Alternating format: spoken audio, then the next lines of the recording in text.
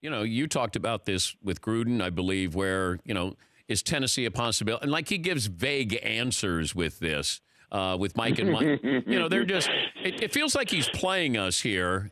And it feels like his agent's going, let me call John Skipper and see if we can up that contract here. Do you think Gruden coaches again? I mean, I do. I mean, I heard it in his voice. I think he does at some point. Where he's in his mid-50s right now. His kids are getting older. As you know, he's got one already, who looks like Popeye, who's the strength coach of Washington. I think he wants to coach with him.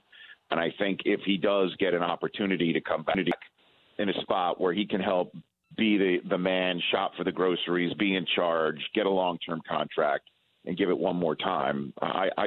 He sounded like that to me, flat out said that I'm going to keep my options open, which is definitely coy. But you tell me, do you think he's got a contract with ESPN where anytime he feels he can call them up and say, I'm going to leave, so you better give me more money? I mean, yes, that would be a rarity, right, in our business? I've never heard of something like that where I mean, he could obviously go and just say, I'm out of here and I'm coaching again, but I won't do that as long as you give me more money right now. That would be a very interesting contract. Yeah, but he's in a position. He's in a position of power.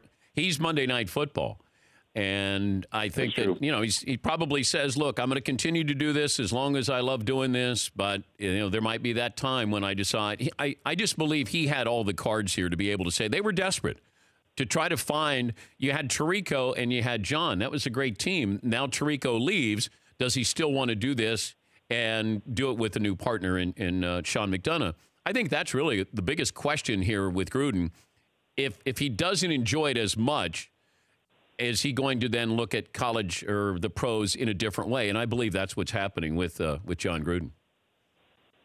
Well, when he was on, I asked him if he brought up his FFCA, his Fired Football Coaches of America, that he founded, and he makes up T-shirts and hats. And the last time I spoke to him a couple of years ago, he was running that out of a small office out of the back of a Publix in some Tampa strip mall.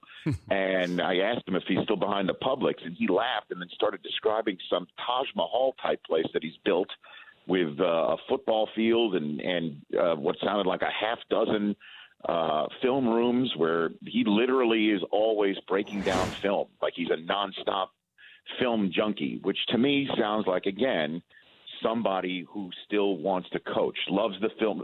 And Mariucci's not here tonight, but when he's with us on Thursday Night Football, and he's one of the sweetest guys I've ever met, and he's got an empty nest now. He's a grandfather.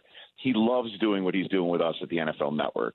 You get him out there on the sidelines, and he gets his hands on his hips, hands on his knees, bending over, looking down the first down line, slapping at the officials, putting his hands on coaches. I mean, it's in their blood. It's in every last coach's blood who goes and does what we do for a living. And he just sounded to me like he's into it. But maybe not this year. I don't know if he'd do it for college. Honestly, I don't want to speak for him at all because I do not know his mindset whatsoever. All I know is what he said and sounded like with me when he was on last Friday, and he definitely sounded like a guy who'd be interested in the right spot. For more Dan Patrick Show, tune to Audience Channel 239 on DIRECTV or download the Dan Patrick Show app.